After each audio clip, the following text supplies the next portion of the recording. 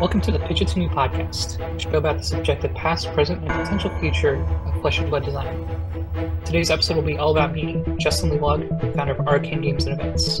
Once we figure out how to sue League of Legends for the rights to our name, we'll just be called Arcane. On Red Pitch, we'll hear more about Arcane Games Events. On Yellow Pitch, I'll take you through my journey as a Flesh and Blood player. And on Blue Pitch, we'll talk about the player pipeline and how you as a player can develop your game. You can find us across all socials such as TikTok and Instagram at Pitch It To Me Podcast.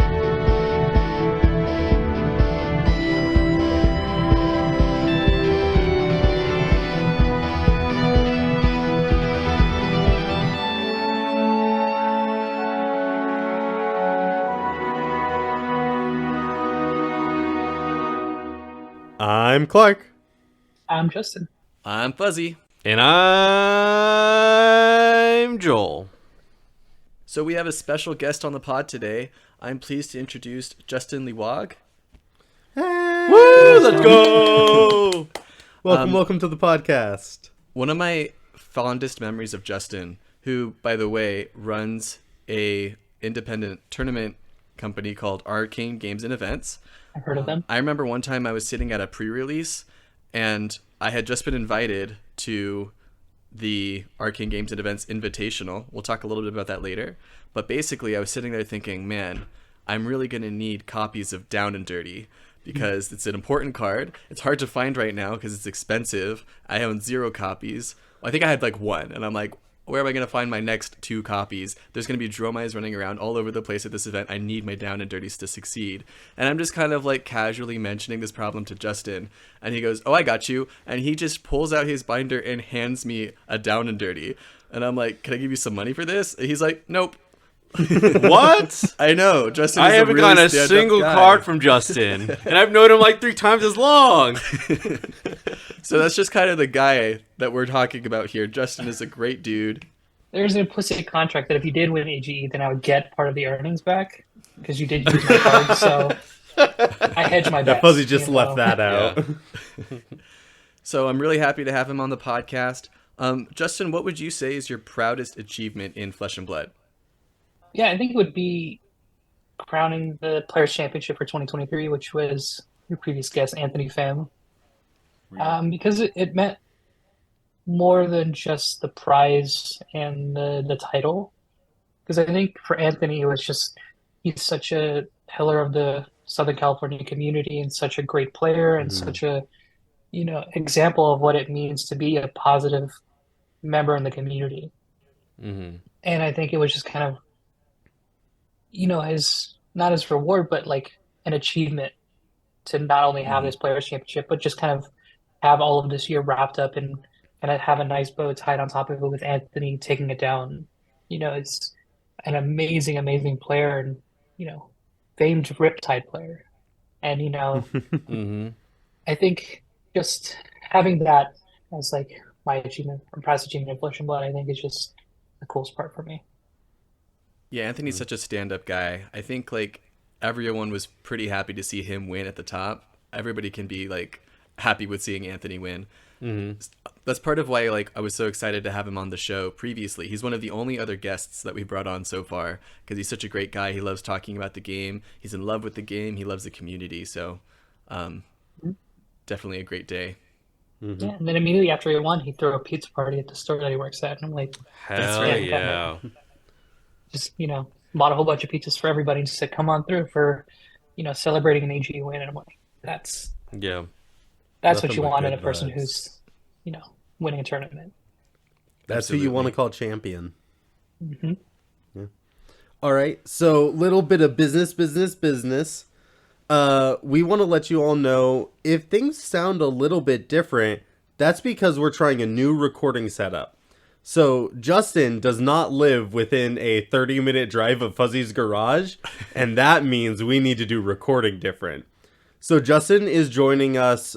Where do you live, Justin? I actually don't know where you live. I'm in Pasadena, California. No, your address, sorry.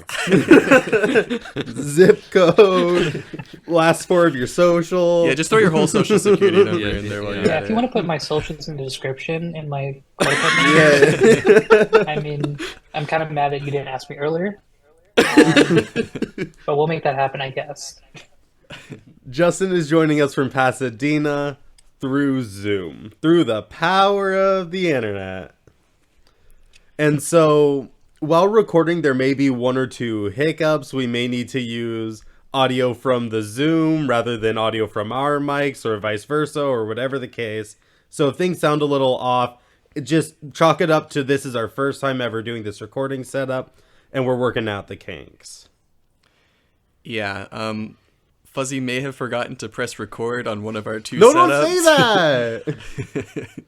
No, it's good we get the culprit out early. It's my fault. But if it sounds weird, it'll get better halfway through the episode, I swear, when Fuzzy remembered to press record.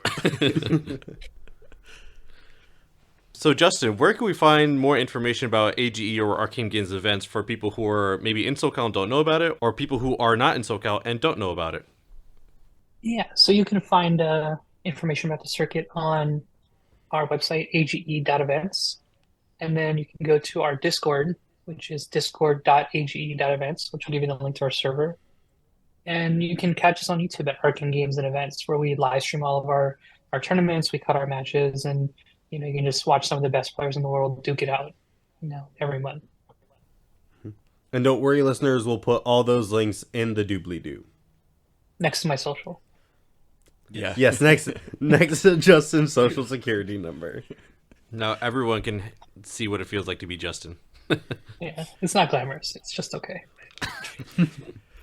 If you're new to the show, the way that the episode is going to work is we're going to go through 3 different what we call pitches: red pitch, yellow pitch, blue pitch, where we go into more detail on specific topics. After that, we're going to wrap up with our Arsenal Zone, where we each shout out a card that we have been thinking about lately. How about we get started on our red pitch?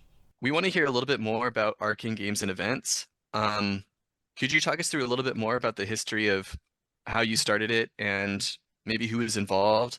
I feel like as somebody who's been going to these tournaments, AGE has been such a big presence in SoCal, and it's been really fun to go to these events, but I don't actually know a whole lot about its background. Could you tell us more about that? Yeah, it kind of had humble beginnings, as is anything. And it started really with when I first started playing the game, Nationals was just happening. I forget which year it was, 2 years ago maybe. And I thought it would be interesting and fun to throw a tournament for people who weren't qualified for Nationals. And just kind of have a nice celebrational tournament, just players in the area, we can hang out, watch games, play, and just kind of enjoy the card game for the weekend. And it started as what we called the So Calling series. And it was originally me and Evan Bridges who kind of pioneered that. Evan got it started at Odyssey Games, and I started playing at Odyssey Games and, fell in love with the card game, but, was looking for more avenues to play. And so we started the SoCon series, and it did really well. We had I think 40 people or something like that, even when Nationals was going on. And just wanted to keep it going. Just okay, this is kind of fun. Let's see how it goes. And then we started doing the SoCon 2, and that's when I picked up streaming, because I didn't go into this knowing a bunch about streaming and broadcasting. And so there's a picture of me out there somewhere. There's just a webcam above a table with me and a laptop, live streaming it to my own YouTube channel. And that's kind of where I got interested in that. And then, the tournaments were really fun. I enjoyed running them because we got to kind of see people come out and, enjoy the weekend and, see each other and just play games. At that point, we reached out to LSS to see if we can get extra prizing and, just maybe some support of an extra armory kit. Once we started putting these feelers out and we ran another one, they approached us and said, hey, we want to meet with you guys, scheduled a meeting date with us. And we met, and they said, do you want to run the first battle hardened in Los Angeles? That had to have been insane, right? Yeah, I remember that call very clearly because it was me and Evan. Evan came over to my place and we got on the meeting and we were talking, and they're like, do you want to run it? And we're like, absolutely. It sounds amazing. Just let us know. And as soon as we hung up, I looked at Evan. I'm like, I don't know what we're doing. This is crazy. And I remember we just okay, we need a convention center, we need space, we need ticketing, we need all this stuff. And that was the birth of Arcane Games and Events, because that's when I made a company to kind of host all this stuff. Wow. To manage like finances and, just kind of get insurance stuff, the typical stuff that goes with running an event. I didn't think too much of it. It's like, okay, we'll run a battle hard and see what happens. And, we ran it and it was really fun. We had some memorable stories. A fire alarm was pulled during one of the rounds. Oh, I remember that actually. Yeah, and the room was dark and too big and, just general growing pains, but turned out to be a great event. That's still so impressive that you guys were able to be so grassroots, to be Mhm. given the opportunity to do something big and very formal from the people that own and run the game, and then to take it, run with it, and really establish Mhm. yourselves, really level up. Yeah, it was really a trial by fire. Just it was crazy in retrospect to, reach out to us and have us do it and just say, "Do you want to run a battle heart?" Yeah, I remember Um, the very first one because I think I had just started playing around the first time the soul calling was happening. I still have the Attack Action podcast mat to memorialize it mhm. for myself, I guess. But seeing it go from the soul calling 1 through 3 to the battle hardened and now to the AGEs, the level it grew in professionalism and organization has been amazing to watch. Thank you. And yeah, it's just been a process, over a long period of time where, after the battle hardened, we didn't really know what to do next. Like it was just like, okay, we did it. We ran a battle hardened.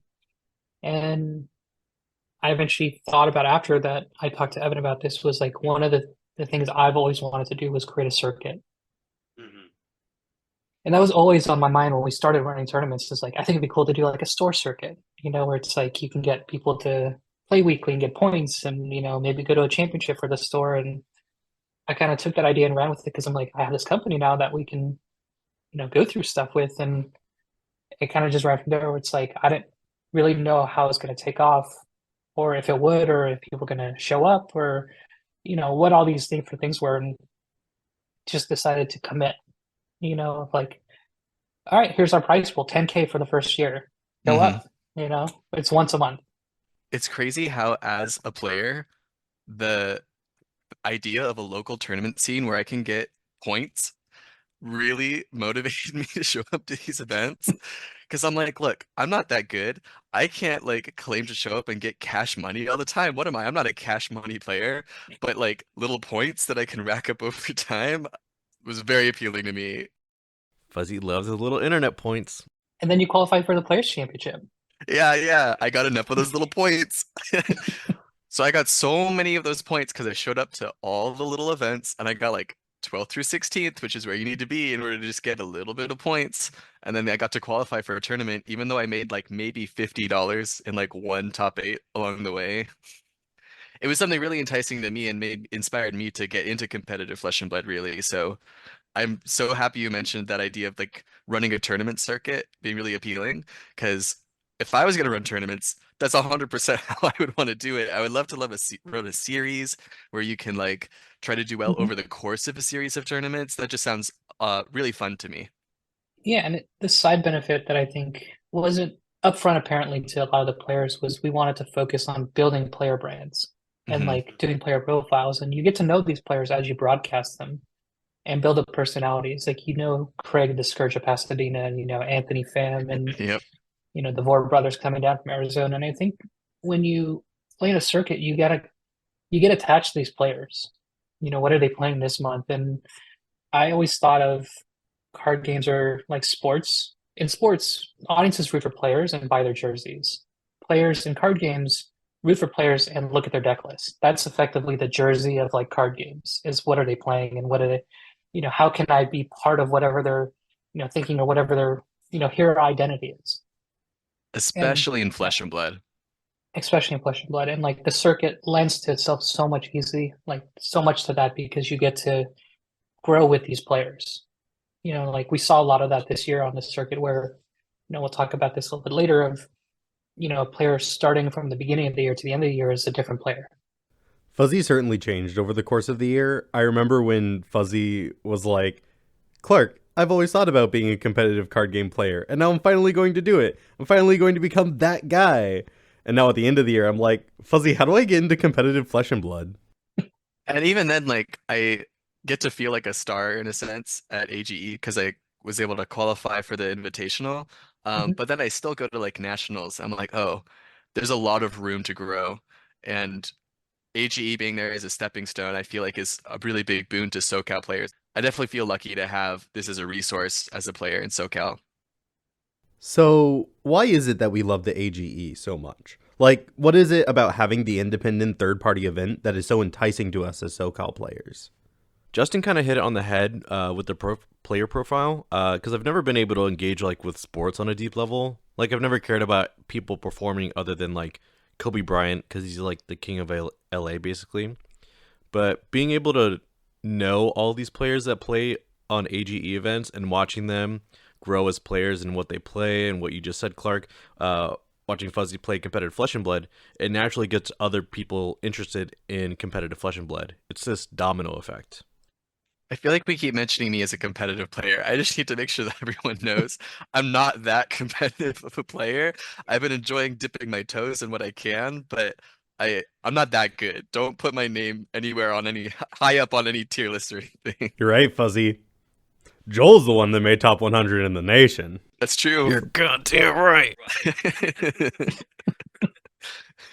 Justin, I'm really curious, as somebody who like has had pipe dreams of doing similar things, of running my own tournaments, I was wondering if you developed a deeper appreciation for the game or for the community through being a tournament organizer, and what are some of like the lessons learned along the way? Yeah, I came from the player side, so it's been an interesting experience of like, I've sat where all the players are sitting. I've driven to tournaments like that, and I've competed, at different levels. And I think it's interesting from the TO side because you do learn a lot. And I think the biggest thing that I've always focused on with our tournaments is having a culture. And, it feels weird to say, but I think when people come to AGEs and you walk through a door and you sit down for the first round, you know immediately what it is. You could feel it in the room of like everyone's really friendly, they're here to win, they're playing, and they're enjoying their time there. Hmm. And I think you kind of have to let that trickle down from the people who run it. I would hope that when people go to our tournaments, they get a sense that this is for players by players. The environment is competitive, but it's the spirit of competition. You said something so interesting there. You said friendly and want to win. For me, those two, they're not mutually exclusive, but they've always kind of been at odds with each other. How have you been able to craft that friendly, competitive atmosphere? Yeah, I think it's down to the players, and I think they've done just a great job in SoCal. I think it speaks to the community and what we're so lucky to have here because when it's obviously sucks to lose and to play close games and get there, and there's all these different emotions that go into a game, and I think with the tournaments in Southern California at large, they celebrate that. Hmm. They talk to people after they lose, and they crack jokes at winners, and they build their own storylines, and I think that's the real special part about our tournaments. I think is just that player camaraderie, even if you don't know the player, like you've never run across them. Like we're having people now come in from Arizona, Vegas, San Diego, and NorCal, and all over the place. And there's an immediate bond with players because they've seen the tournaments. They've seen our casters, they've seen the attitude from the outside, and when they come in there, it doesn't change. It's I think an entertainment product because our streams broadcast that, and then when people play in the tournament, they feel comfortable. It's like I'm here to learn, I'm here to win. Everyone has their own thing. That's the thing we discovered about it is like different players use the tournament for different things. Whether it's to get better or to practice for pro tour or to have fun with their friends for a weekend, try a new deck or prove something to themselves. And I think when you have all these different people meet, they can feel that from each other of just we're all here for different purposes, but we're here to have fun and play games. I think that's what I try to impart upon the players too when I talk to them and we do our players meeting and interact with people in between rounds. It's oh my god, what a tough loss.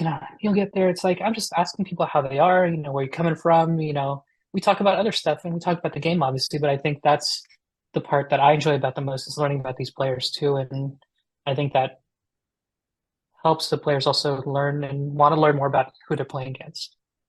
So it kind of all wraps into that of like the culture and I think what makes our tournament special. I'm obviously very, very biased, but No, I think it's all true. that's what I've learned from doing this.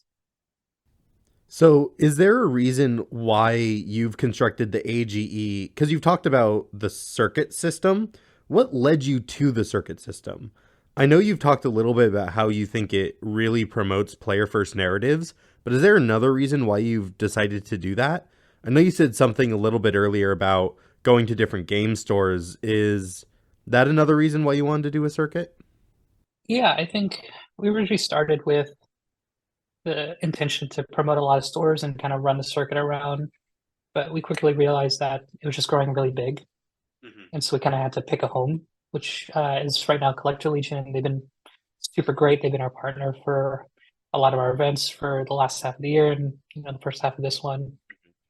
And the circuit model, I guess, going to explain it to the listeners is we do a tournament once a month. And last year we had 7, and then a players championship, and then the top 16 on points get qualified for the players championship.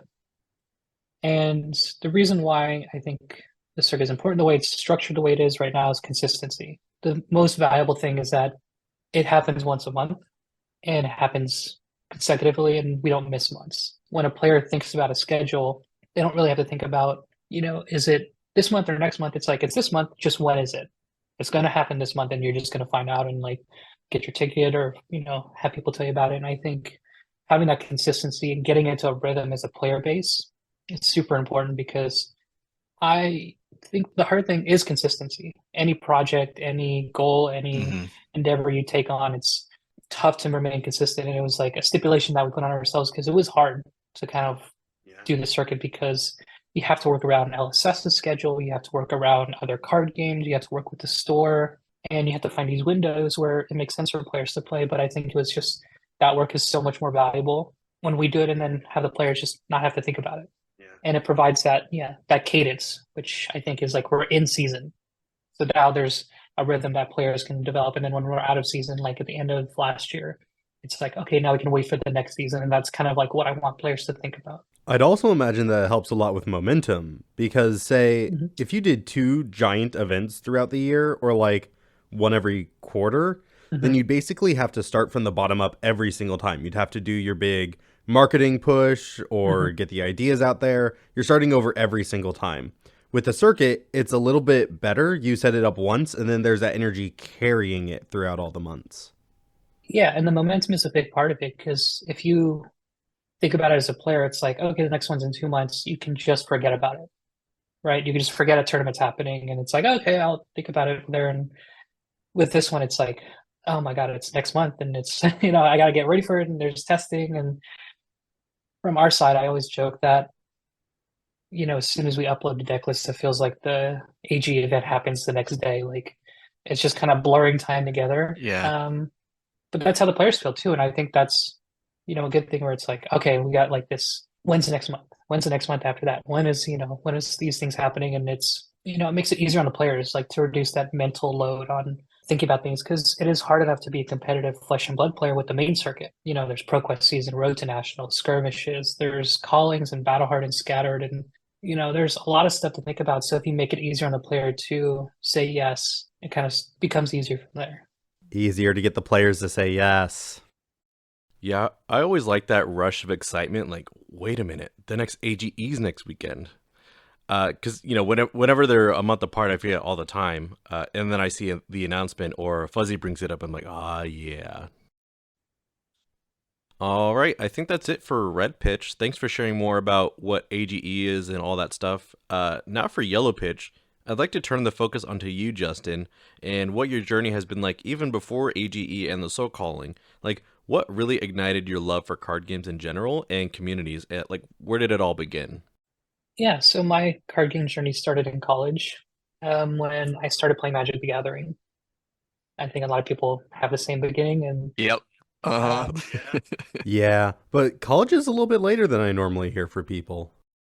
for me, it was such an interesting beginning because I played Warhammer kind of all through middle school, all the way up until high school and college. So that was kind of like my itch for competitive stuff and doing that. And then I had some friends in high school who were into Magic, and then I went to college and we started playing. And I had some of the probably the weirdest way to get into a Magic the Gathering, which was it was like a dojo that they brought me in. It was like, we're having no fun here. We're gonna be competitive. And it was like, I want to build this deck. It looks really fun. They're like, it's a bad deck. You're gonna play this. Wow. And it was because they were competitive grinders. They didn't really know how to like Have fun. be normal players, like, just kind of bridge that gap. They were like competitive like since they were kids. And so they were like in the peak of their grind and, going to a bunch of events. And I'm coming in, I'm just like, I want to have fun and play all these weird decks. But then I kind of caught that same bug as them, and they'd lent me cards and I kind of started from there. And, I think it was a couple years before I started traveling to events, but then eventually I did and got, interested. I never made it to the Pro Tour, but I was always watching, I traveled to any local GP, anything on the West Coast. I was pretty much there, like Portland, Denver, like all these places, and traveled with people. I really had that itch, and just loved playing competitively and traveling and just getting to know people, having weird experiences, and going to different places, trying, new food in restaurants. And a little after college, the designs were kind of changing in the game where it wasn't resonating with me a lot. And then the Pro Tour kind of was sunsetted a little bit more. Like they started moving it away and not focusing on as much. And then, I felt that shift and I was like, okay, I'm just playing less. I didn't really say I'm quitting. It's just, I'm playing less. I'm doing more stuff, doing different things. I started following a lot of Star City games at the time as well, like the Star City Games Open. Mm. And they had that same thing of where they started moving their broadcast down and changing it and kind of moving away from, the circuit.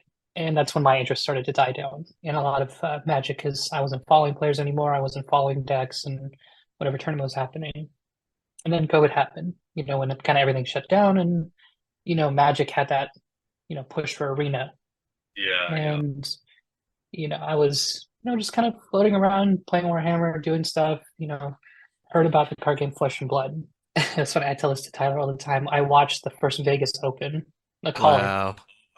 and I saw Tyler win it. And I knew Tyler from Magic, and we've interacted a little bit, like we're kind of in the same circles. And I'm like, if he can win it, oh my god, this game must be so easy. Like, and yeah, I kind of started from there, and I got into Tails. What a time. And it was a good set. It was fun to get into and kind of dip my feet in and get going, and played casually, did the armoring thing, and then started growing. And then that's when the SoCon stuff started to come up, and kind of tying it back to then of like, I want to run tournaments like what I used to participate in. And like Star City Games was a really big influence on the Arcane Games Events Open Series, because it does model a lot of what they did before. As a Magic player, did you ever have like a feather in your cap? Like, did you ever have a big win during that time? No, I think for me, I think the biggest achievement I had was like making a day two and the Grand Prix, which was cool for me. It was something. Oh, hell yeah. Yeah, that's a little bit more than something. And I think also where I built like, the stamina to keep playing the card game for or play these like long days in the tournaments, kind of built habits that kind of I took from a lot of players who were around me. But the competitive side was more fun than serious, as a reason to participate and then kind of be involved. And I had friends who went to Pro Tour and, did well at callings. And that was always cool to see. But I always felt like I was just on the outside part of it by choice, because I just enjoyed the festivity of it, of just going to an event. And so when I came to Flesh and Blood, they just came out of COVID and it was kind of like getting its feet wet with big events. And I noticed that there was that part lacking. It's hard to kind of start back up and kind of get these things going. So I took the initiative with calling and doing these other tournaments and, just enjoying the game for what it was at that time. And this is kind of making me think about how you're kind of solving all of the problems that Magic had as well. Like you mentioned that they just don't have the tournament support that they used to. And I'm wondering what drove you to do it for Flesh and Blood rather than Magic the Gathering, because they both could benefit from a tournament structure like this, right? Yeah, I think what it came down to is two things, which was the first was an accident. It wasn't like I came into Flesh and Blood and said, we need this here. The other thing was I just got super interested in all these players around me. There's so many good players. Like I just happen to, know Chris Iali from way back in our Magic days. And it's like, he's an okay guy, I guess. He's an okay player. I think he's won some armies or something, but I think it was also the mission of Legend Story Studios to play in the Flesh and Blood, and to maintain that goal, because Magic was pushing a lot for Magic Arena and, the different things which I've played and used and had fun times with, but you never get attached to it. Mm-hmm. Yeah. So it sounds like the atmosphere around the play seems to matter more to you as a player, more so than like the play itself at the table.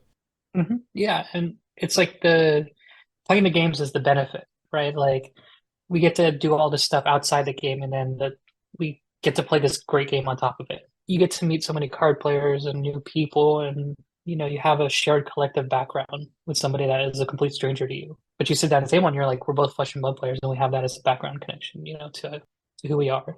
Well, you see, that's so interesting because I almost don't hear that about the Magic community. Ever. Yeah, and I think with Magic, it still has a lot of that. It's just different. And I think it does come down from what Wizards of the Coast objective is. Like the things that they focus on, which is why I'm really, enamored with LSS and what they do for, social play, not in the sense of like, UPF, but making sure people go places. They do things, they get out there. And I think that's the biggest focus for them is making sure these players talk to each other. And, when I went to Barcelona, it's like, I met a bunch of players that, I saw at different events and had dinner with people I've never, met before. And now when, we go to PTLA, we're going to hang out there. And that's like, play the game, see the world is, they always say that, and that came from Magic. But Magic really lost that for me, and Flesh and Blood kind of picked up the banner for that.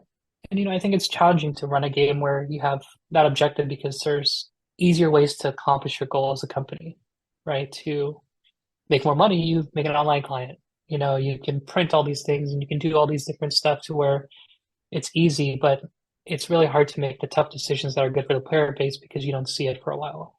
And so that's why I got enamored with LSS and, what they do. Like there's always criticisms and different opinions you can have, and you can say yes or no to different things that you like or don't like, but that's why I'm sticking around and why I've started AGE was on that belief.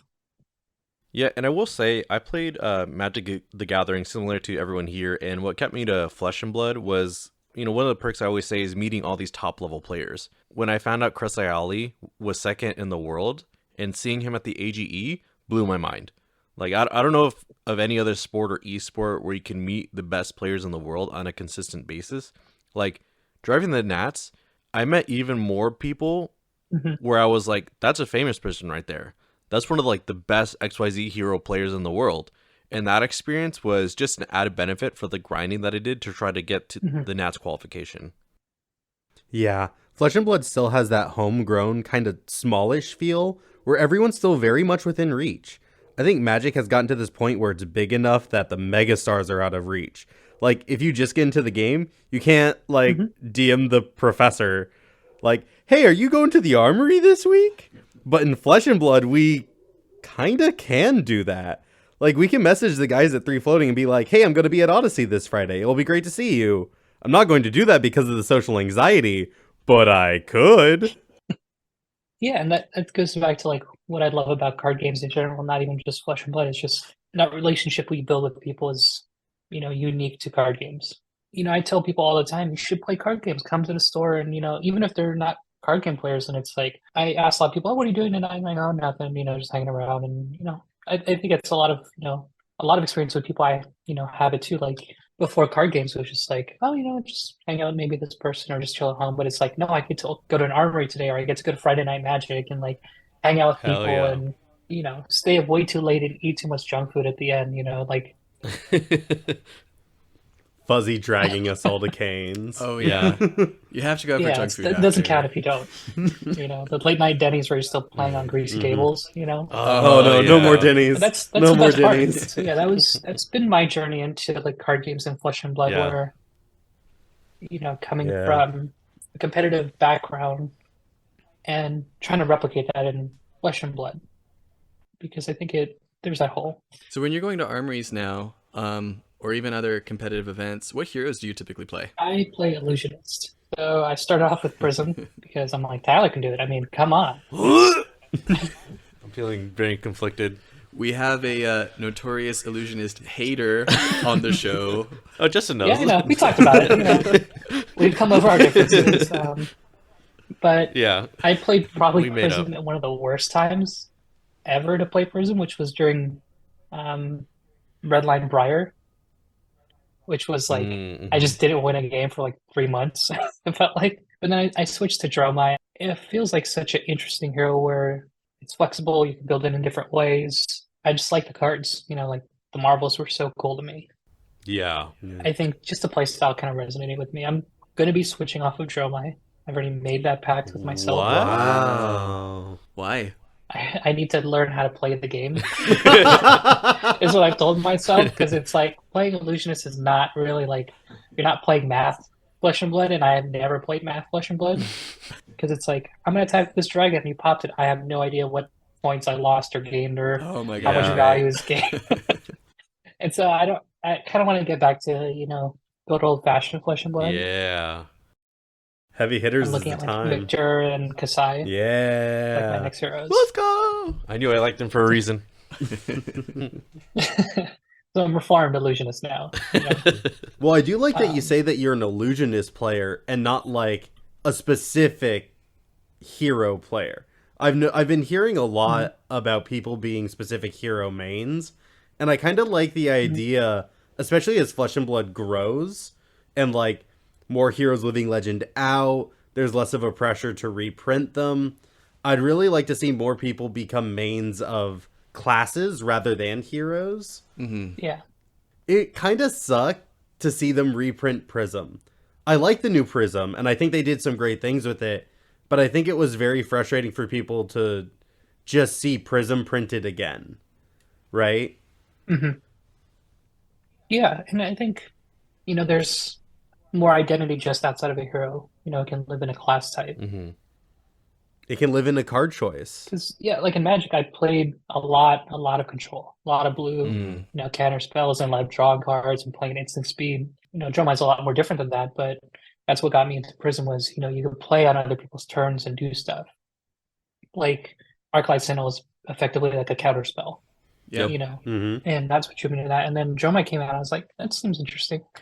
And it was, again, like playing Magic. You're playing creatures on a board and you're swinging them. But yeah, so it's kind of what I've been into lately and playing a bunch.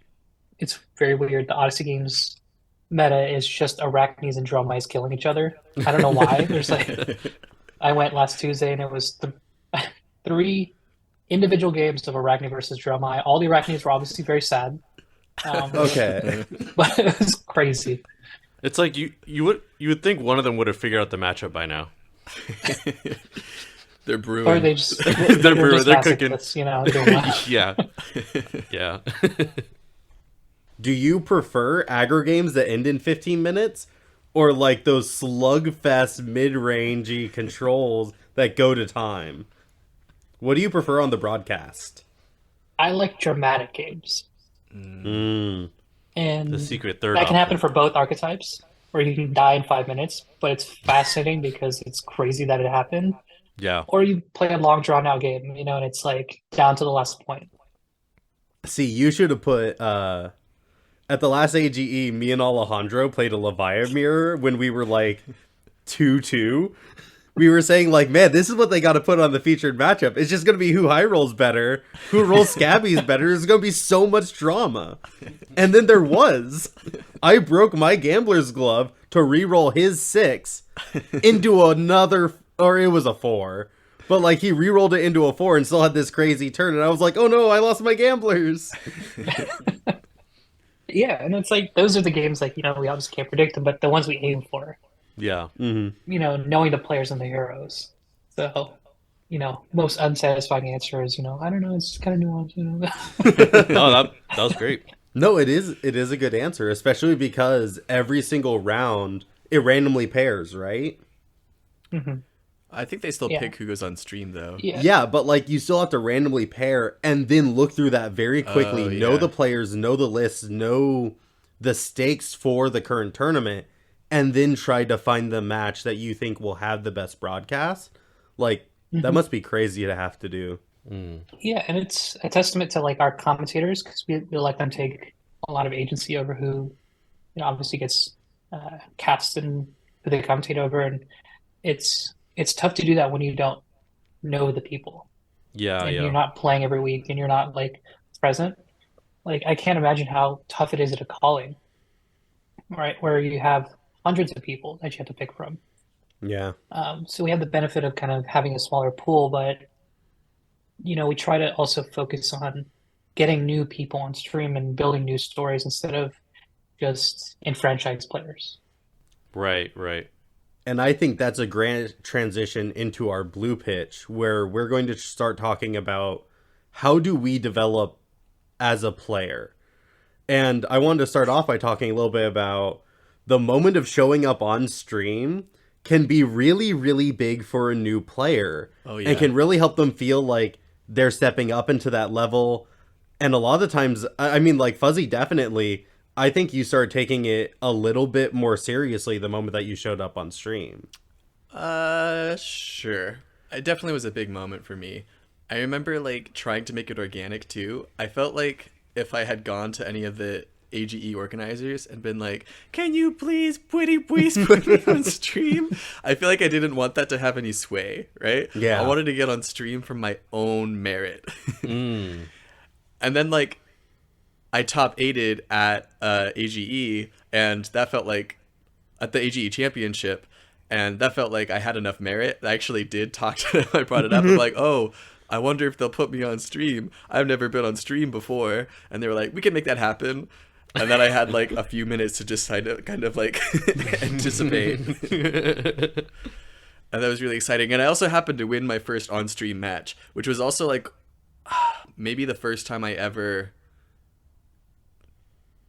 won a game after top 8 cutoff. So it felt very momentous for me. Slay. So I would definitely see like being able to highlight players through streaming is definitely a way to foster that growth in players and make them excited to play more. Mm-hmm.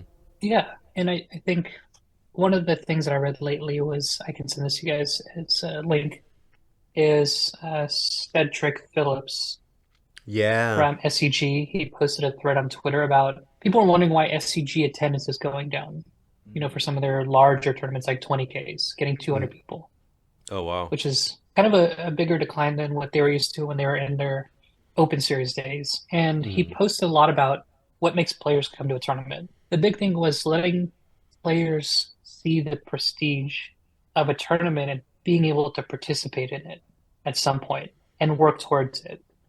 And it's, the prestige of AG is, it's not like, we're, big deals and everything. And, but I think it's giving the player an outlet for that. And when I think about a player and like developing them, they have different goals, but I think a lot of them do want to get the stream game. They want a player profile. They want to do well. They want to celebrate their effort in the game. I think AGE sits in that really nice spot between like Armories, ProQuest, RTNs, and then a calling.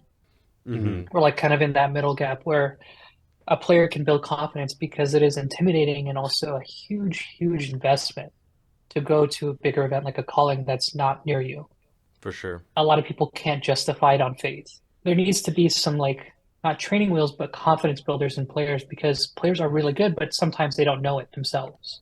Right. Like they need a way to prove it to themselves. And I think, that's how I see AGE is that in-between part where I've talked to a lot of players this year, and it was so cool to see players, I didn't think I could compete or hang, and I'm doing really well at these tournaments, and I'm, doing better than I expected, playing different decks and playing against the best players in the world, and I can like hang with them and like learn from them. And that's kind of that journey that we want players to undertake, where it's, the beginner player who just comes from an armory to the professional players who are practicing for something, all meshing together.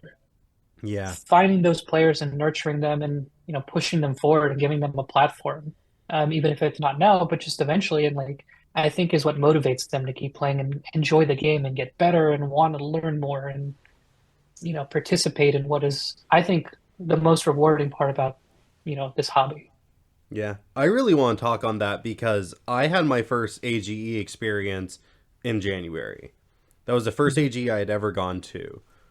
Oh, wow. Yeah. And so I had done US Nats before this, going to the calling, playing in the calling there, playing in a lot of the side events there. I've also done a lot of armories, and as we've talked about a couple times today, there's some killers at these armories. So I feel like I have played against good players, but like the matchup that I consider the most like feather in my cap happened at the AGE. I beat someone who was really, really good, and I felt like I expressed a lot of skill to do that in a tournament setting.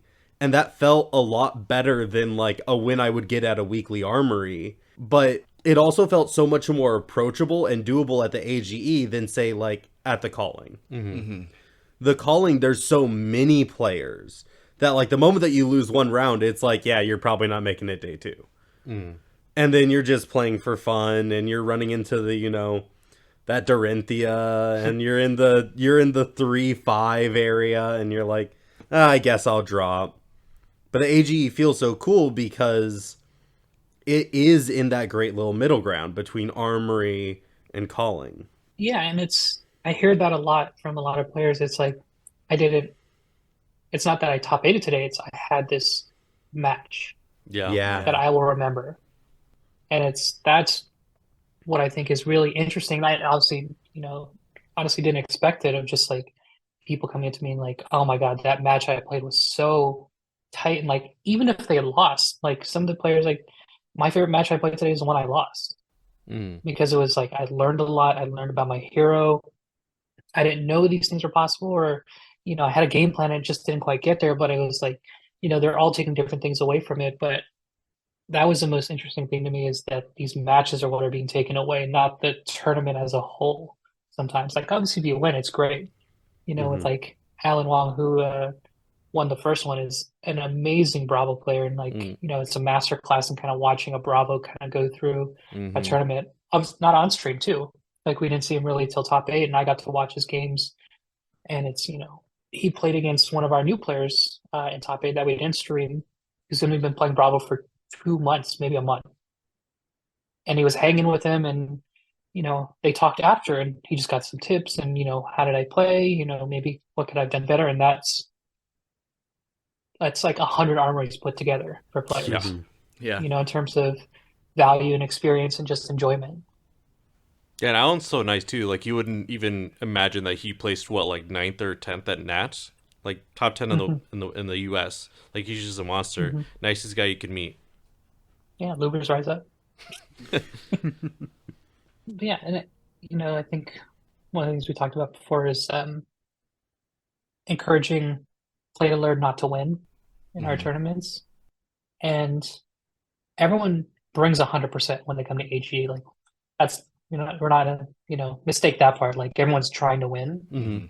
But I would hope that a lot of players are coming to gain something that's not just a win from the tournament. Absolutely. Part that up on players and talk to them during the rounds and see how everyone's doing. It's not how did you do it? It's how's your games going today? Like that's what I try to ask players a lot of, just not the last round but the tournament and see it as a whole.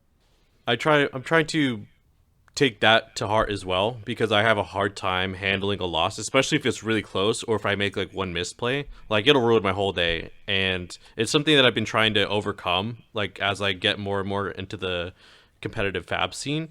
And AGE is a really good way for me to not only play the heroes that I like, test the new decks that I'm trying out, but just get an experience that I can't really get at an armory, and trying to absorb as much of the matchup as possible, so that when it's time to actually perform at these higher level tournaments, that I'm not making the same mistakes or not protecting my mental state as much.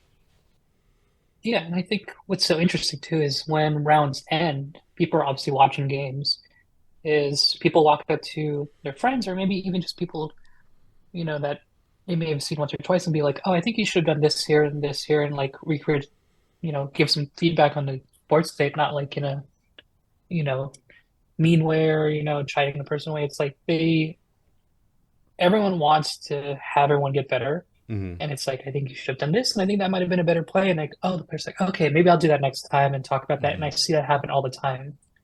It doesn't happen obviously at a calling because, Right. they're so big that you just kind of walk away from the table and then you figure it out on your own. And then at a ProQuest, it's like, it's a different vibe at a ProQuest because there's one spot, right? You're trying to all get that one spot. And they're trying to hold as much as they can until the end, right? Because it's, smart, right? To kind of hold information back because you don't want to give someone that edge. Right. At AGEs, it's still very, very competitive and very tough tournaments. Like I don't want people to kind of like walk away. It's like, we're all, you know, hanging out and just playing games. It's like some of the best players in the world play these things Right. Mhm. and teach people, and they learn, and you get to learn about yourself as a player. And there's that balance that we can walk of playing to learn, not to win.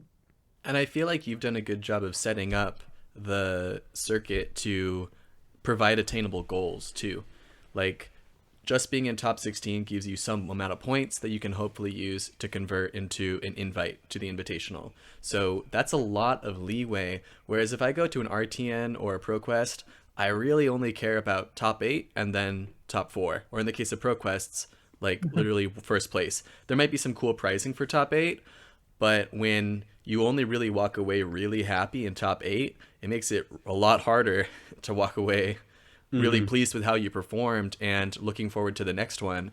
It's a much harder to reach goal. And top 16 at AGE feels a lot more attainable. Might not be able to beat Tyler Horsepool, Chris Ayali, like who's going to be in top 8, but you don't really know who's going to be in top 16. And if I play a little bit better, if I take what I've learned from this event, hopefully I can top 16, top 12 the next one, maybe even top 8 someday.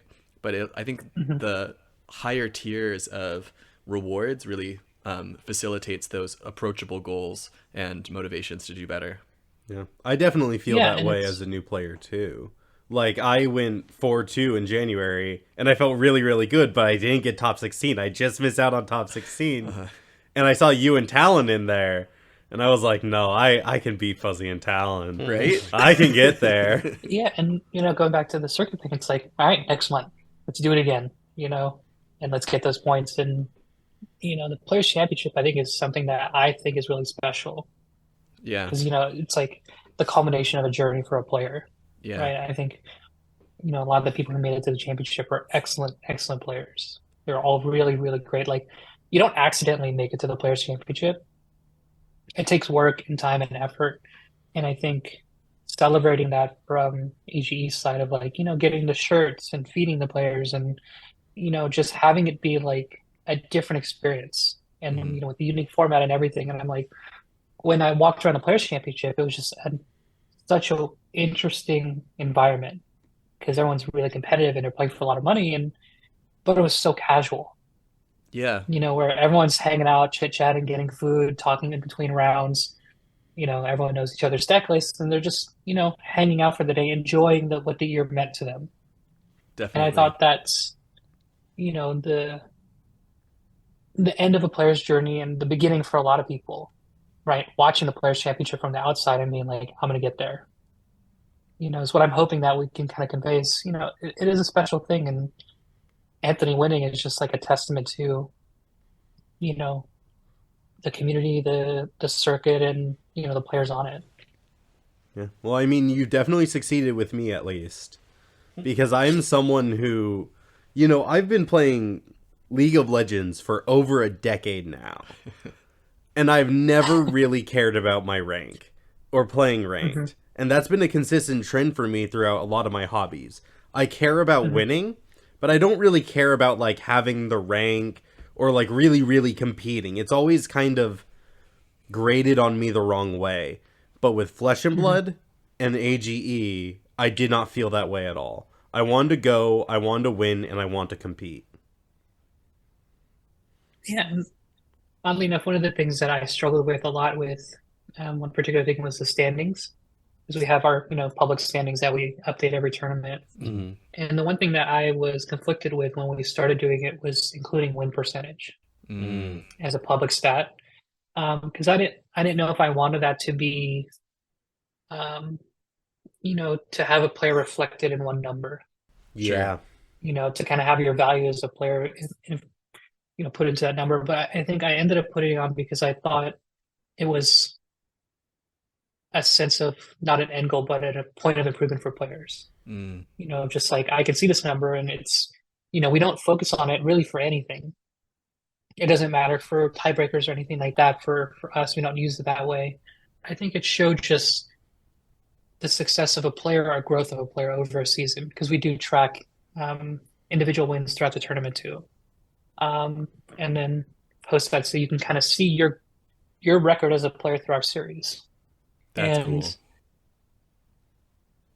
I think having that for players just to be like a way to pat themselves on their back, like, with our number one points leader going into this season was Zach Wallach, and he had an insane record throughout the entire Absolutely series. crazy. Zach Wallach, I felt like was the guy to beat. He was the number one in the standings. So Yep. scary.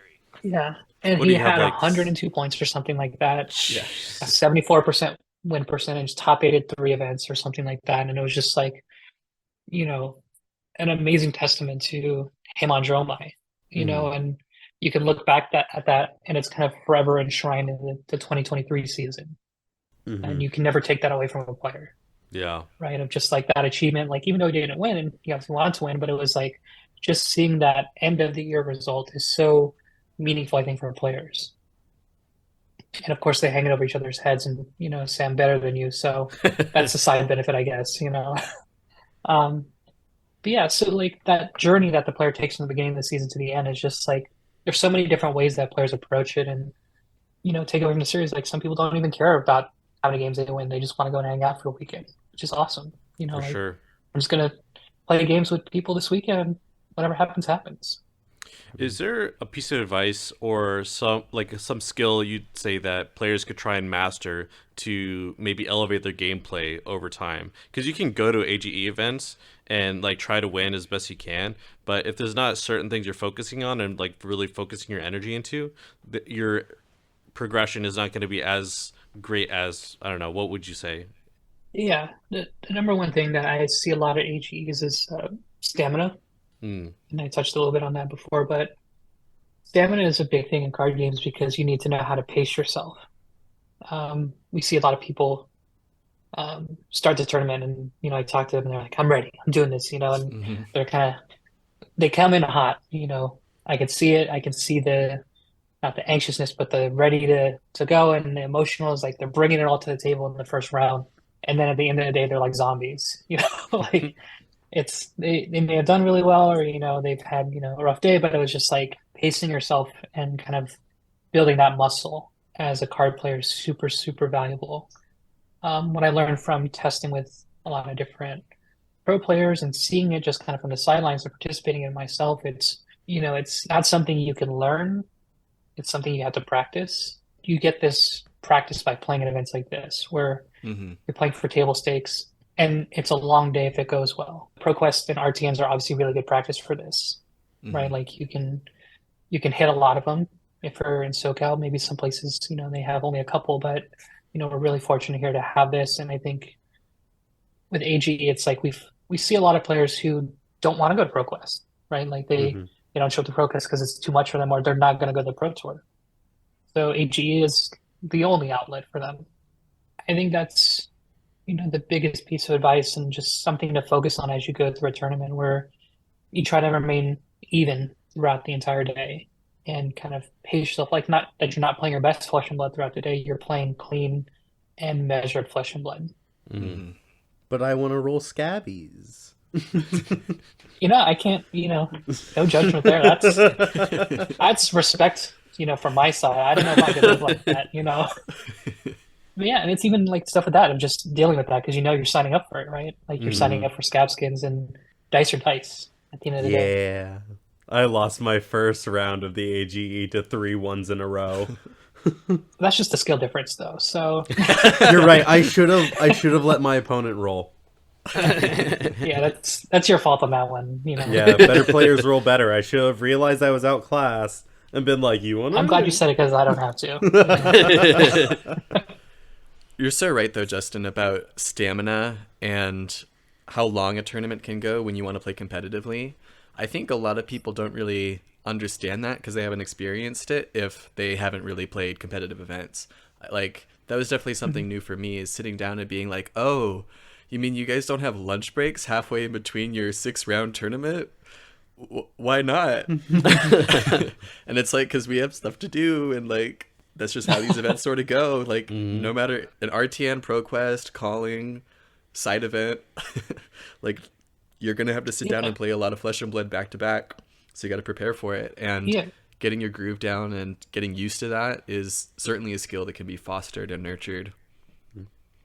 And you can set yourself up for success by bringing a packed lunch. Yeah, I think that's why a lot of Magic players see success in Flesh and Blood. Not because like they're naturally good and they're transferring information like skill sets over. It's just they are card game players, and especially if they were competitive, they've played those long days. Like Grand Prix for Magic were 9 hours straight, 9 rounds usually, Yep. and on day one. And it's like, playing in a lot of those, and like some people did it every weekend, and travel to a bunch of events, and that's, I think what transfers over the most. So you can see a lot of like interesting Flesh and Blood. Interestingly enough, Flesh and Blood, I've seen a lot of people where this is their first card game. Which still blows my mind. Yeah, it's like a hell of a one to get into. It's so nuanced and intricate, and it's tough. It's very punishing sometimes where a new player will not win a game with their first couple armors. But I think it's cool that the way they've structured it, but that's what I think carries over from a lot of players in different card games. It's not that they played other card games, they played a lot of it.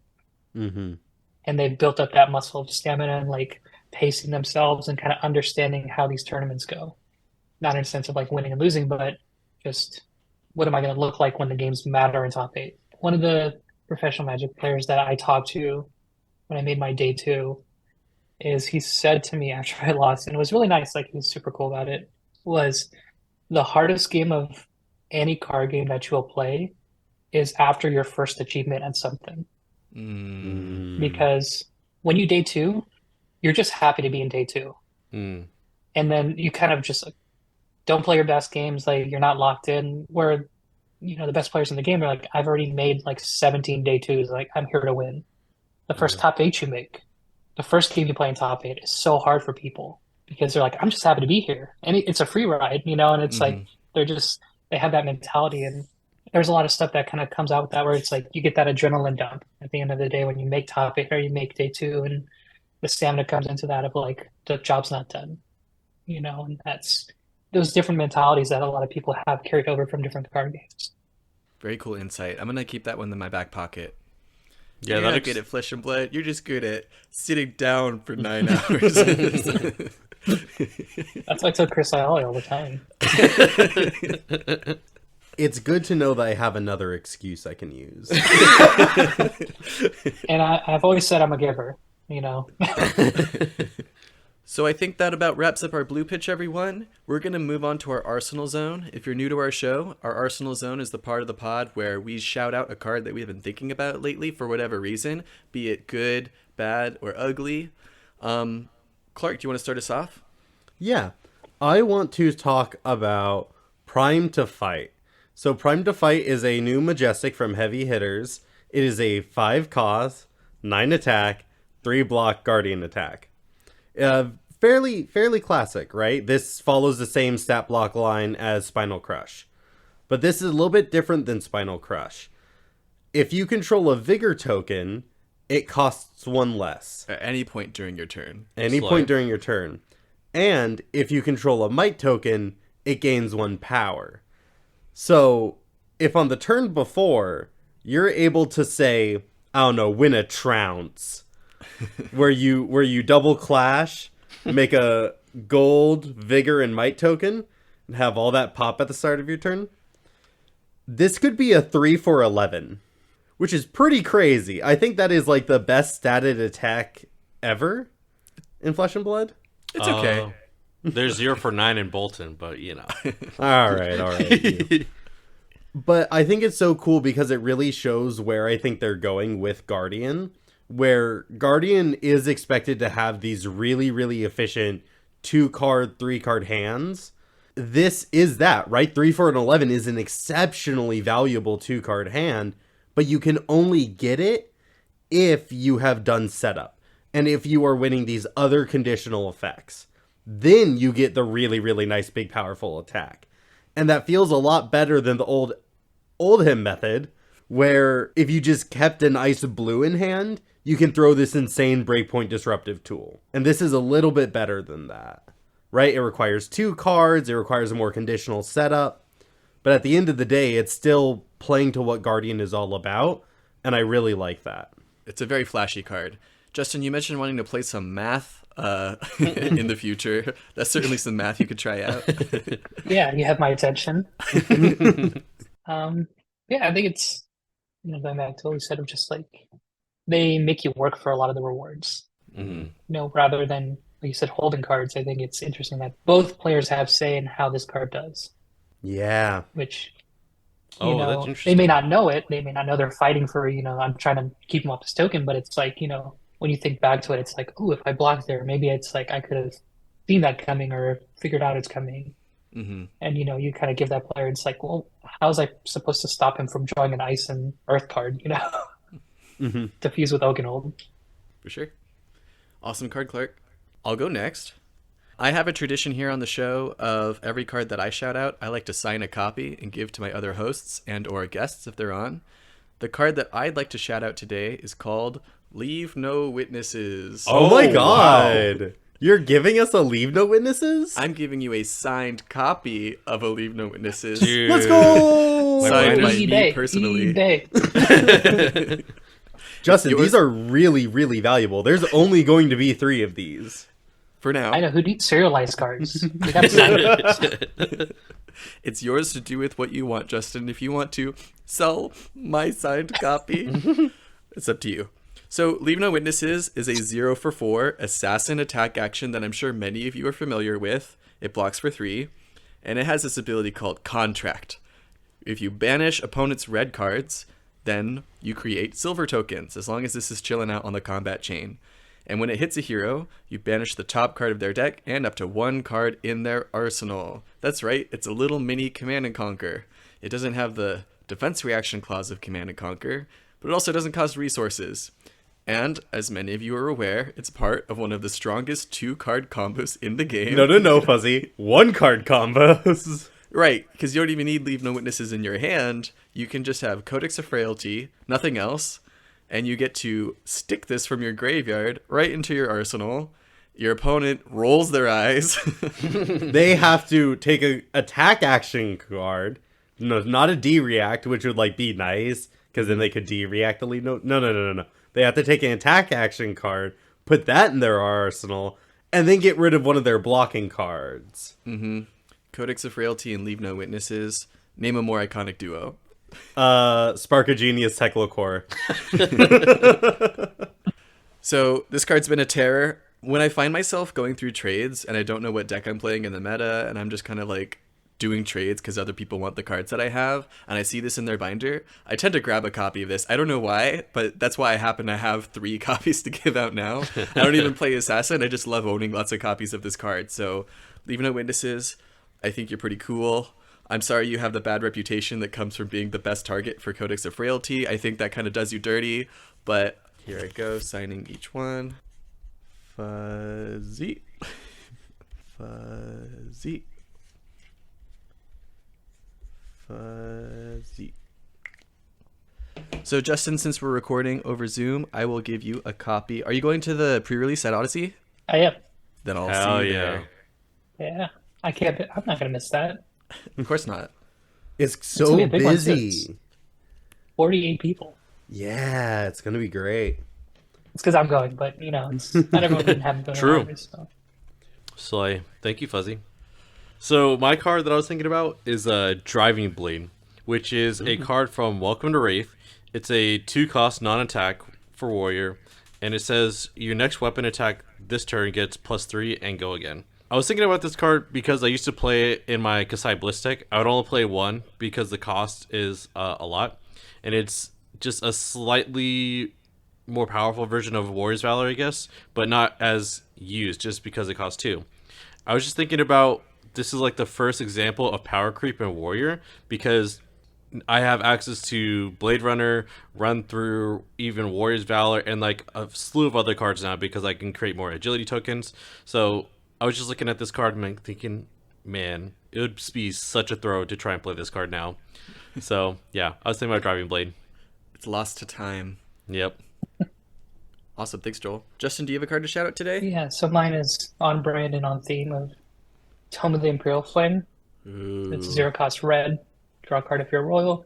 Instead, if you're royal, draw 2 instead. And you can pitch 2 red cards and go again.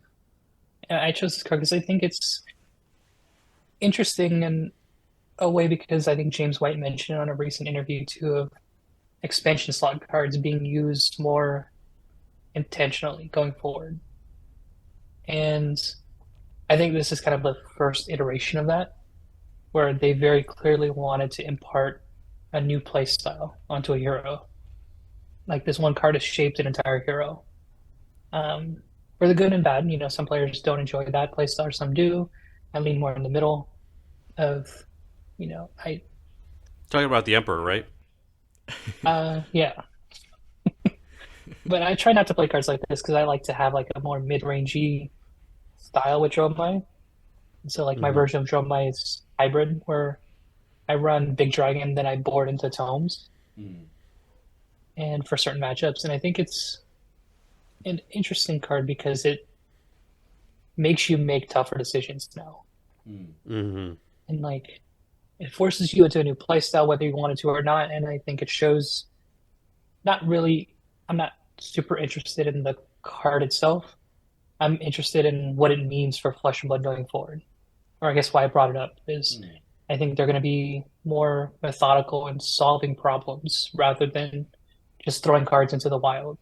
And I think that's an interesting direction for Flesh and Blood.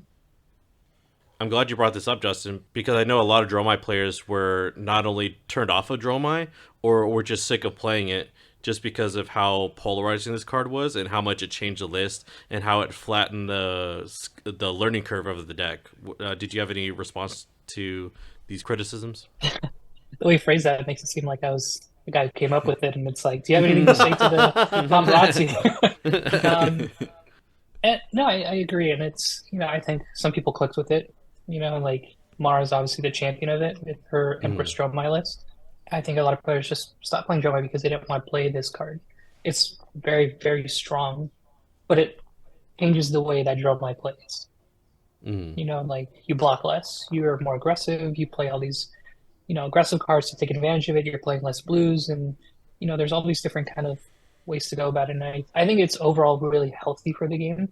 If a hero sticks around longer, there could be more expansion slot cards that they fill into it to change the gameplay again. Like if it just didn't work or some people don't like it or, it's not quite, the player reception's not quite there for it, they can come in again with it, a new card. And I think that's way more interesting and encouraging for players who maybe have their heroes not in a great spot or maybe they don't like it, or they can put it down and pick it up again later. And it's very, I think, forward thinking from them with the sunsetting of the supplemental sets. I actually like that line of thinking more so than just this card ruined the game, because that's usually where my mind goes to. I mean, it did for sure. We're just kind of closing up shop here, so AG is just I just can't deal with it. But yeah, card games live on a way longer time scale than most people think or are used to, especially Flesh and Blood in a non-rotating game. Like Numenaris is a great example of that. Love Numenaris. And we'll see a bunch of stuff like that for the card game, and I'm really positive towards the outlook of like what these sets look like going forward, and I've been really impressed with like heavy hitters and what I've seen from it so far. Yeah, I'm really excited for the set. Me too. As am I. Finally, new warrior. I'm right there with you. Look at us, two warriors here, Before we sign off, Justin, do you want to tell us one more time where we can reach you or learn more about the AGE? Yeah, you can find us at our website, age.events, and then you can look us up on YouTube at Arcane Games and Events, where we live stream all of our tournaments and we upload all the VODs to the individual cut matches and segments. So I think it's a great place to go to do some homework. Like I do it all the time, of looking at the different matches and heroes and, learning from some of the best in the game. Awesome. Good stuff. Thanks everyone for listening. We'll catch you next time. All right. So Bye. long, everybody.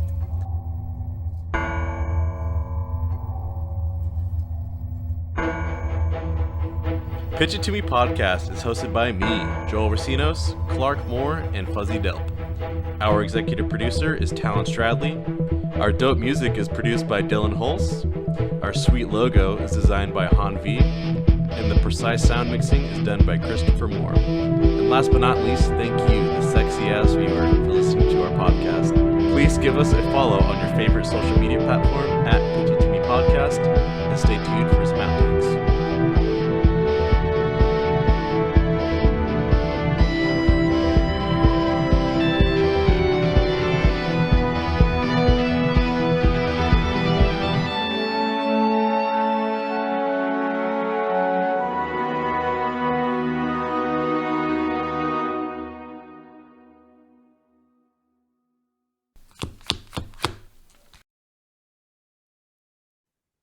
I remember I helped free floating with their shoots a bunch, and I was like, there was a moment when I'm like, I cannot do this because they shoot the same way where it's like, all right, let's have some downtime, let's think about this, and I remember Jacob was playing and he was so bummed about the game because he's getting his ass kicked, right? And he's sitting there looking at his car. He's like, oh my god, my car's stuck. Oh my god.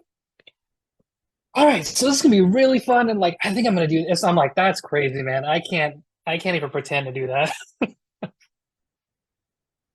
Yeah, he turns it on like a switch, and I'm like, God, that's a skill. That's why you get paid the big bucks, I guess.